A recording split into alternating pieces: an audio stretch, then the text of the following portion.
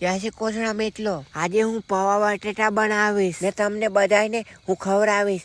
તો યાર, પૌવા બટેટા બનાવવા માટે પહેલાં મેં ઠીકડેથી સોલા હરગાવી અને એમાં તેલ નાખી અને પછી માંડવીના બી નાખી અને પછી એ માંડવીના બીને મેં બાફી લીધા અને પછી યાર બટેટાને મેં એમાં નાખ્યા અને પછી બટેટામાં લીમડાના પાન નાખ્યા અને પછી તેને મિક્સ કરી અને ફાઇનલી પૌવા નાખવાનો સમય થયો.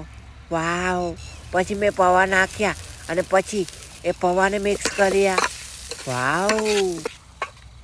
અને પછી એ પૌવામાં મેં જે માંડવીના બી બાફ્યા હતા એ નાખ્યા અને પછી સ્વાદિષ્ટ પૌવા બટેટા બની ગયા. અને આ ચટપટા પૌવા બટેટા પછી તમને બધાને મેં ખવડાવ્યા અને તમે બધાએ ખાઈને એમ કીધું, વાવ, કેટલા મસ્ત બન્યા.